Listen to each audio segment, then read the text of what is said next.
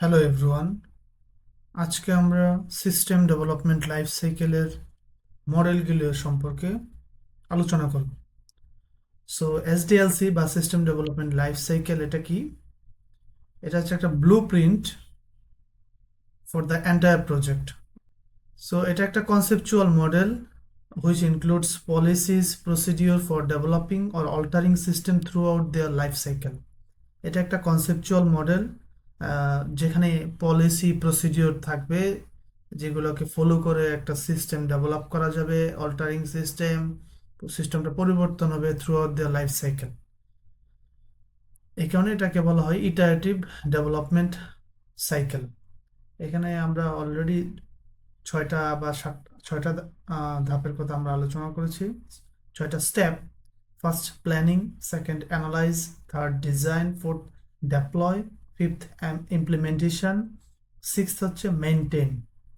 এটা যদি একটা আমরা রিয়েল এক্সাম্পল দেখি, suppose for university management system, university management সিস্টেমের জন্য যদি আমরা একটা ডিজিটাল পোর্টালের কথা চিন্তা করি, সেখানে প্ল্যান বা রিকগনিশন অফ নিড হবে students and faculty need a digital portal.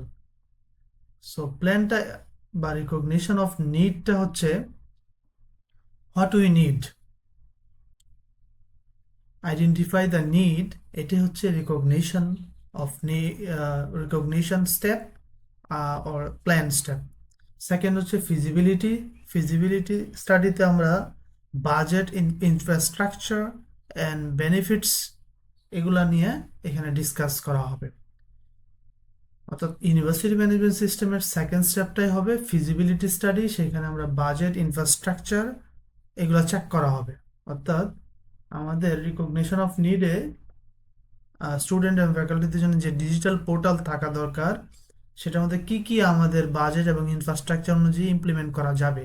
Is it possible to implement all, or we should cut some cut some requirement? এটা আমরা এখানে দেখা হবে। এখানে অবশ্যই বেনিফিটসগুলো আলোচনা করা হবে, এর ইনফ্রাস্ট্রাকচার এবং অ্যাভেলেবল বাজেট এগুলো আলোচনা করা হবে। অ্যানালাইসিস স্টেপে কি করা হবে?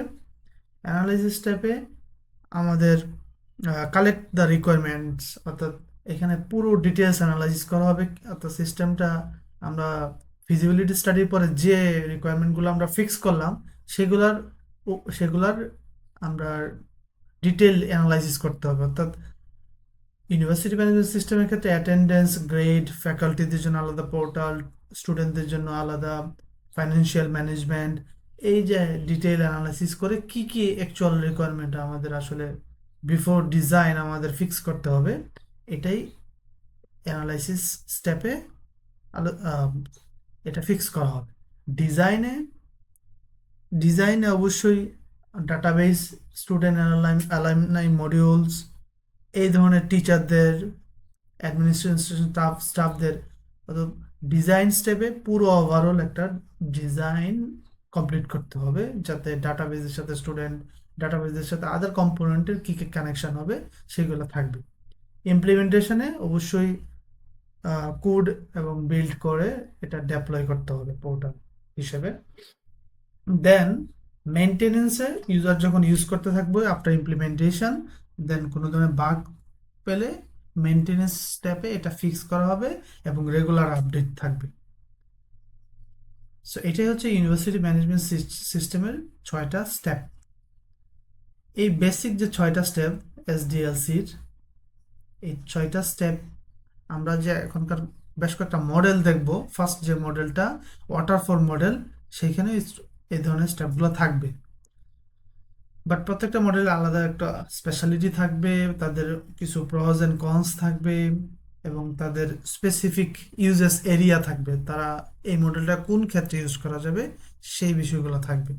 প্রথমেই যদি আমরা আসি ওয়াটারফল মডেল, দেন আমরা দেখতে পাবো এখানে এই ওয়াটারফল মডেলকে ক্লাসিক্যাল ওয়াটারফল মডেলও বলা হয়, এবং আরেকটা নাম বলা হয় কনভেনশনাল ওয়াটারফল মডেল, আরেকটা হচ্ছে সিকোয়েন্সিয়াল ওয়াটারফল মডেল। অর্থাৎ সবগুলো এর synonyms.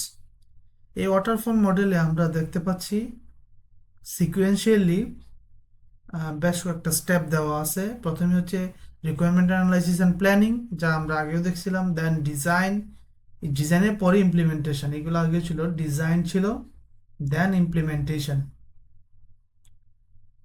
Then testing and integration, এই স্টেপটা আনা হয়েছে, অবশ্যই টেস্ট করতে হবে।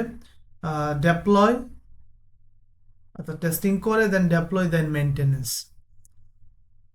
এটা যদি আমরা খেয়াল করি, রিকোয়ারমেন্ট ফেজে আমরা রিকোয়ারমেন্টগুলো নিব স্টেক হোল্ডার্স এবং অ্যানালাইজ করবো সেগুলোকে, understand the scope and objectives.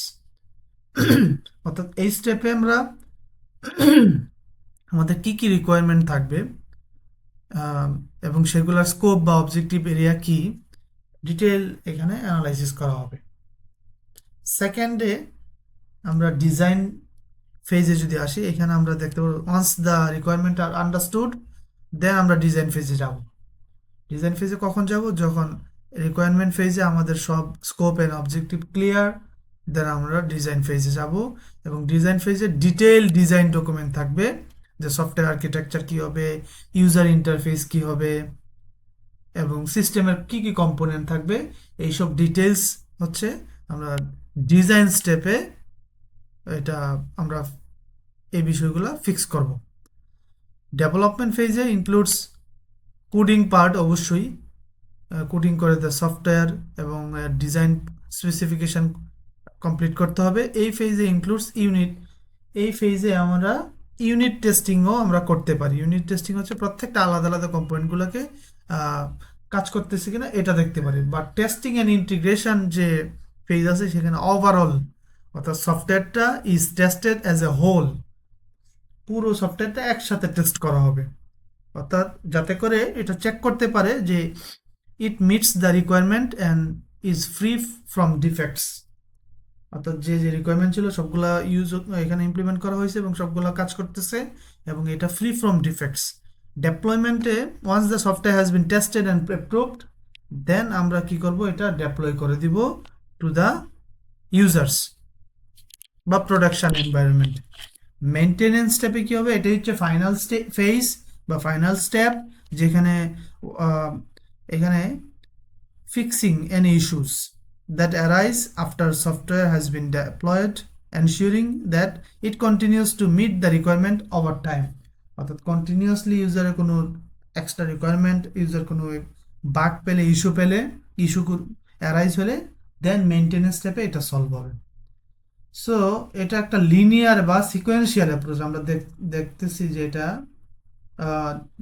যখন once the requirement analysis planning complete, then design আসবে, ডিজাইন শেষ হওয়ার পরে ইমপ্লিমেন্টেশন, দ্যাট মিনস এটা একটা সিকোয়েন্সিয়াল প্রসেস। প্রত্যেকটা ফেজে must be completed before the next begins. একটা স্টেপ কমপ্লিট হওয়ার পরেই কিন্তু পরের স্টেপে যাবে, এখানে কোনো ধরনের প্যারালিজম নাই। অর্থাৎ ডিজাইন ফেজে কাজ করার জন্য ডিজাইন ফেজে যারা কাজ করবে তাদেরকে ওয়েট করতে হবে until till the requirement analysis planning has been completed। হ্যাঁ, কমপ্লিট হওয়ার পরেই কিন্তু ডিজাইন ফেজটা শুরু হবে। ঠিক তেমনি ইমপ্লিমেন্টেশন শুরু হবে ডিজাইন শেষ হওয়ার পরে। এটা like a real waterfall, you can't go back up easily. এটা ওয়াটারফলের মতো, পানির ফোঁটা পড়ার মতো, পানির ফোঁটা যেভাবে পড়তে থাকে এটা কিন্তু ব্যাক করা যায় না। অর্থাৎ পানির ফোঁটা পড়তে পড়তে যদি ফ্লোরে পড়ে যায় দেন কিন্তু এটাকে আমরা ব্যাক করে আবার উপর দিকে নিতে পারবো না। দ্যাটস ওয়াই এটাকে বলা হয় ওয়াটারফল মডেল। এটা বেশ কয়েকটা সিনোনিম অলরেডি আমি বললাম, classical waterfall model, conventional waterfall model আর সিকোয়েন্সিয়াল ওয়াটারফল মডেল। এটার প্রত্যেকটা স্টেপ একটু এখানে ভেঙে আমি অলরেডি আলোচনা করছি।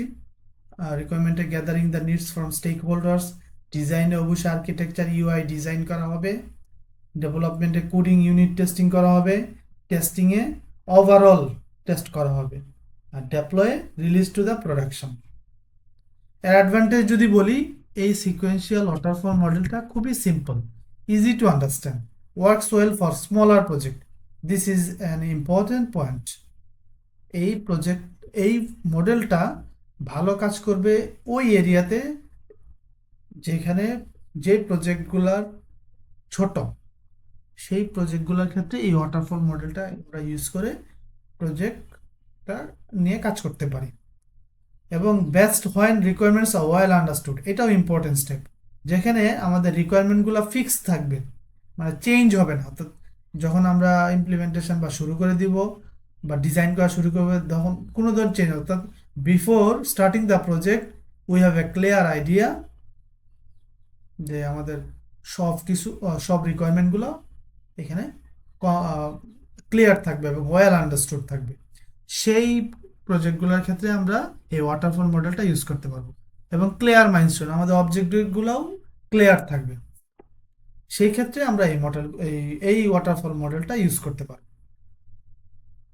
দেন ডিসঅ্যাডভান্টেজ যদি বলি, no mechanism for error correction or previous পেজে যাওয়ার কোনো ওয়ে নাই, প্রিভিয়াস পেজে ব্যাক করার কোনো নো ওয়ে। দ্যাটস ওয়াই কোনো এরর যদি কোনো স্টেপে পাওয়া যায়, সাপোজ এই স্টেপে কোনো এরর পাওয়া গেলে এটা কিন্তু কারেক্ট করার এখানে কোনো সুযোগ নেই।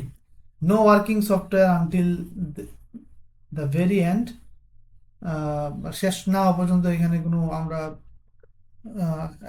আউটপুট পাবো না। মানে যে একটা সফটওয়্যার ডিজাইন করা যদি বলা হয়, সফটওয়্যারটা আমরা ততক্ষণ পর্যন্ত পাবো না যতক্ষণ পর্যন্ত পুরো প্রসেসটা কমপ্লিট না হবে। নো এজিউম করা হবে no error are committed, but এটা আনরিয়েলিস্টিক, ইরর হইতেই পারে। Not suitable for changing requirement, যাদের, এটা হচ্ছে ইম্পর্টেন্ট পয়েন্ট, এটা বলা হচ্ছে যে প্রজেক্টের ক্ষেত্রে রিকোয়ারমেন্টগুলো চেঞ্জ হবে ইউজারের, সেই ক্ষেত্রে এই মডেলটা কিন্তু ইউজ করা যাবে না। বিকজ রিকোয়ারমেন্ট চেঞ্জ হলে কিন্তু আবার ব্যাকে যাইতে হবে, ব্যাকে গিয়ে ঠিক করতে হবে, কিন্তু এটা এখানে করার সুযোগ নেই।